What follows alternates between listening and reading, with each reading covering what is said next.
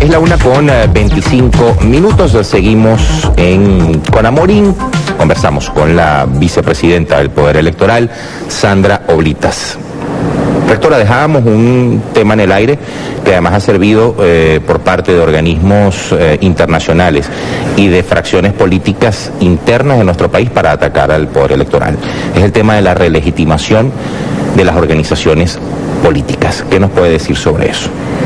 Mira, el proceso que estamos adelantando en este momento y que empezó el 4 de marzo y tiene que ver con la renovación de las organizaciones, está previsto en una ley de partidos políticos y manifestaciones públicas que data del año 64. Es decir, no es una invención reciente.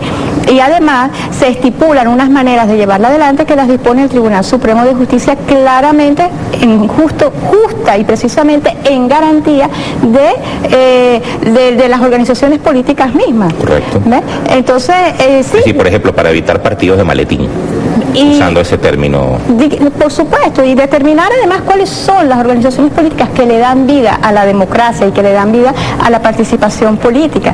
Entonces, una vez más, una cosa que está prevista en la ley, que se ha venido haciendo, que no es la primera vez que el Consejo Nacional Electoral convoca a una relegitimación de organizaciones, cada vez que hay procesos electorales de carácter nacional y que organizaciones políticas no cumplen con el 1% que manda la ley o que llevan más de un proceso en el que no participan, corresponde hacer esta convocatoria de relegitimación de las nóminas de las organizaciones, los militantes de las organizaciones políticas que están anunciando que existen. Ahí está el mecanismo para demostrarlo. Y se ha demostrado en este proceso, se ha venido haciendo. Entonces, una vez más, hay ciertamente una pretensión sistemática de socavar la institucionalidad del Estado y en este caso de socavar la institucionalidad del Poder Electoral. ¿Por qué? Bueno, porque el Poder Electoral es un poder vertebral en lo que es justamente la configuración de la institucionalidad del Estado.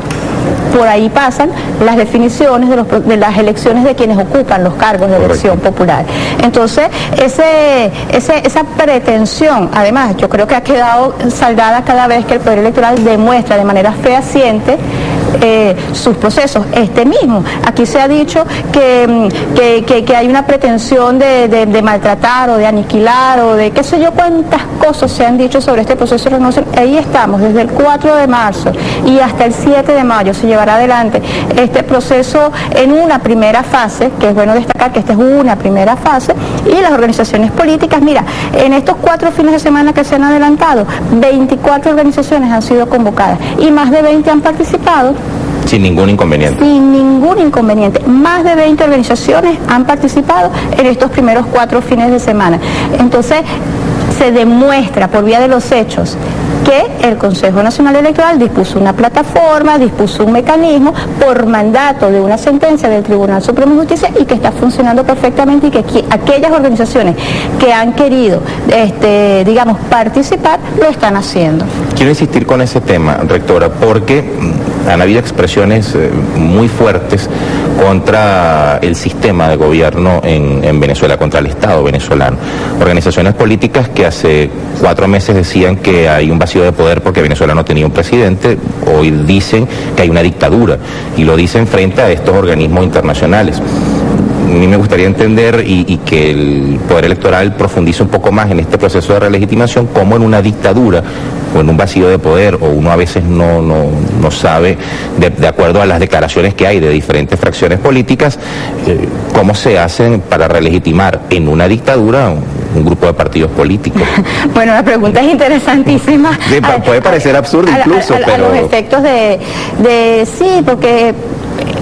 Si no fuese tan grave, sería hasta gracioso, ¿ves?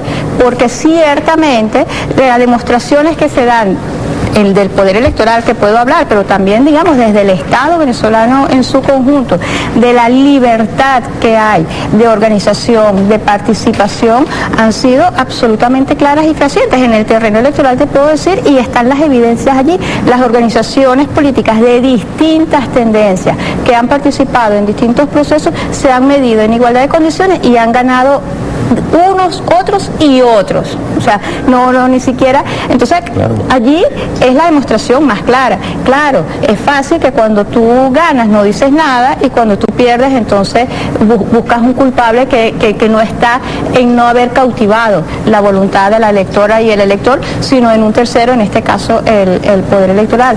Lo que pasa es que esos señalamientos y esas acusaciones sistemáticos tienen una pretensión que va más allá de justificar los propios, digamos, no beneficios de la voluntad de las electoras y los electores.